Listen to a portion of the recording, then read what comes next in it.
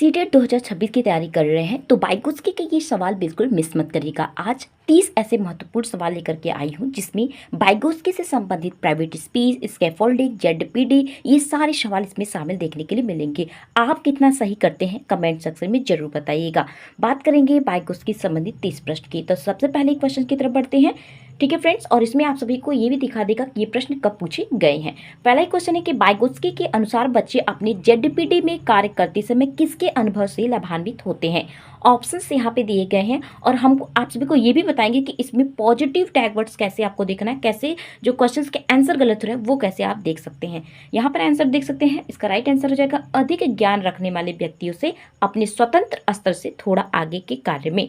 Option number B इसका right answer हो जाएगा। जहां पर भी केवल शब्द दिखेगा वो हमेशा निगेटिव होता है और भौतिक वातावरण से ही ज़्यादा इंपॉर्टेंट हो जाता है कि अधिक ज्ञान रखने वाले व्यक्तियों से, क्योंकि यहाँ पे जेडपीडी की बात कर रहा है। और ये क्वेश्चन पूछा गया है सीटेट पेपर सेकंड में 21 जनवरी 2024 को। ये क्वेश्चन PYQs आधारित है, ठीक है। नेक्स्ट क्वेश्चन की बात कर लेते हैं। निम्न में से कौन सा बाइगोत्स्की के सिद्धांत का सही शैक्षिक निहितार्थ है। ऑप्शंस यहाँ पे दिए गए हैं और ये पेपर्स देख सकते, ये क्वेश्चंस कब पूछा गया है, सीटेट पेपर फर्स्ट के 7 फरवरी 2023 में ये प्रश्न पूछे गए हैं।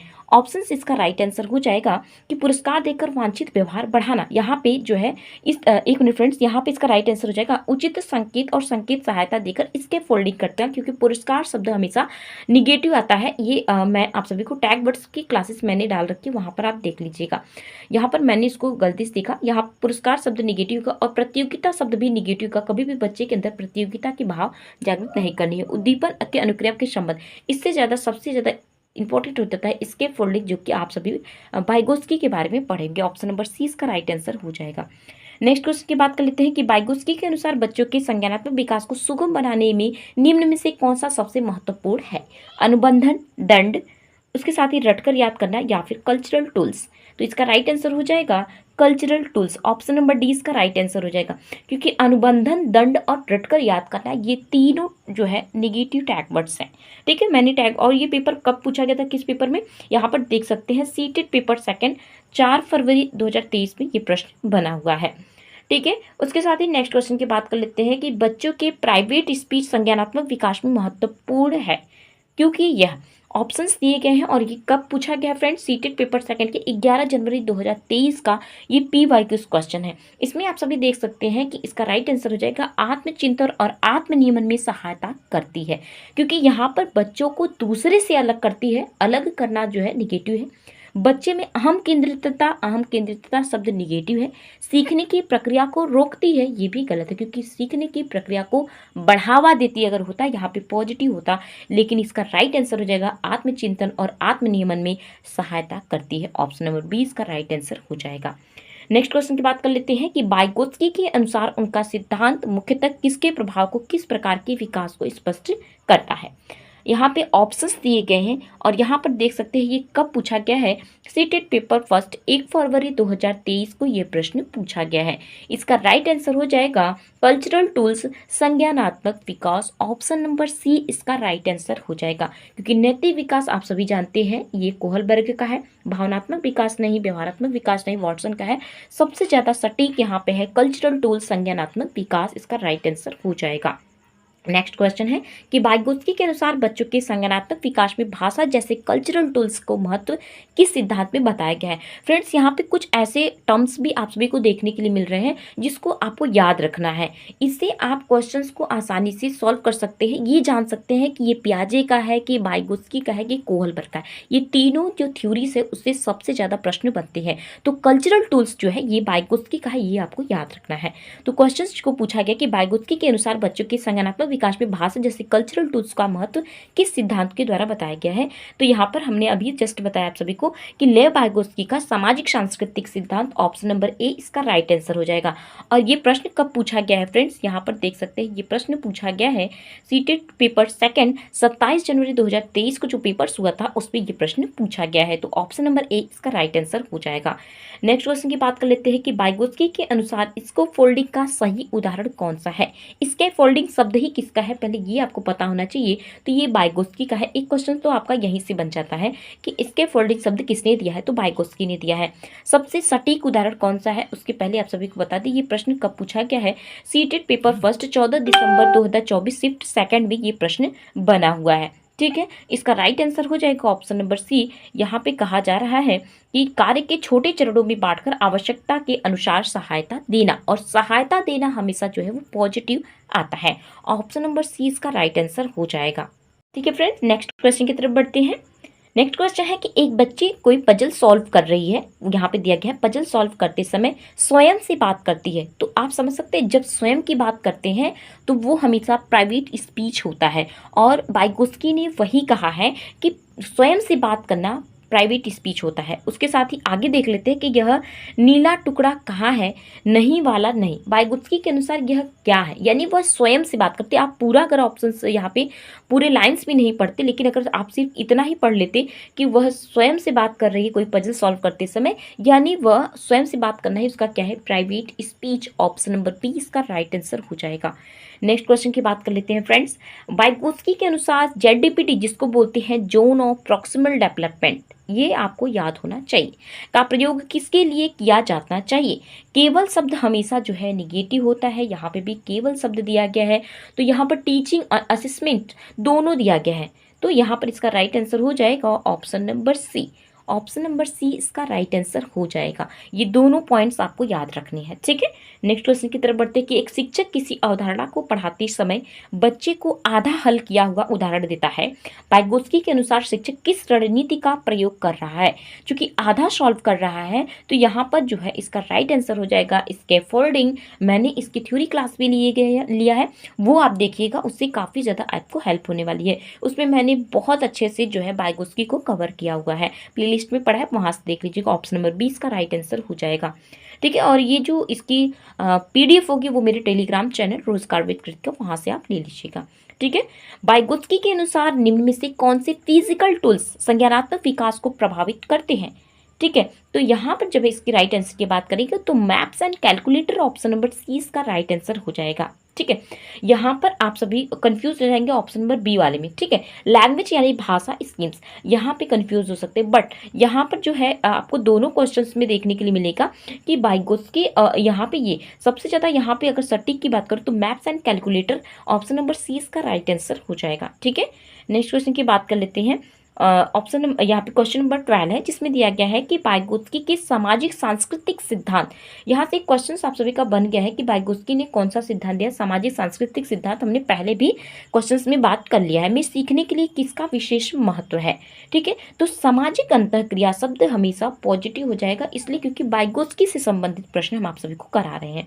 अगर आप गलत देखना चाहते हैं तो आप सभी को बता दें, दंड शब्द हमने निगेटिव में बताया है, और केवल शब्द भी हमने नेगेटिव में बताया गया, और सिर्फ व्यक्तिगत अभ्यास भी निगेटिव है।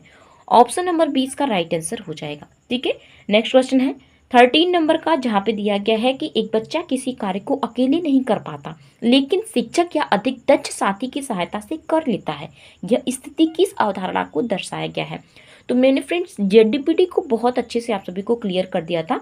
इसको जोन ऑफ प्रॉक्सिमल डेवलपमेंट होता है, इसका उदाहरण मैं इसको फुल फॉर्म है इसका, मैंने आप सभी को बताया था कि जब बच्चा किसी भी वर्क को, यहाँ मैं आप सभी को बता दूं, यहाँ तक किसी भी कार्य को कर लेता है, लेकिन यहाँ से पहुँचने में यहाँ तक के बीच को जो दूरी होती है वह किसी वयस्क की सहायता से पूरा करता है, या आपसे अधिक जो जानकार होता है उसकी सहायता से पूरा करता है।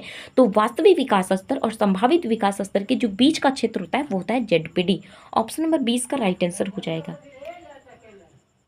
नेक्स्ट क्वेश्चन है कि वाइगोत्स्की के अनुसार इसके फोल्डिंग का सबसे उपयुक्त अर्थ है। ठीक है, वाइगोत्स्की ने जो है इसके फोल्डिंग शब्द का सबसे उपयुक्त अर्थ किसे माना है, तो इसमें जो होता है बच्चे को अस्थायी सहायता देना। यानी कि मैंने आप सभी को एक एग्जांपल के थ्रू समझाया था कि इसके फोल्डिंग में जैसे स्टार्टिंग में बच्चा साइकिल चलाना स्टार्ट करता है तो उससे नहीं आता है, लेकिन किसी पेरेंट्स के हेल्प से उसे साइकिल चलाना सिखाया जाता है।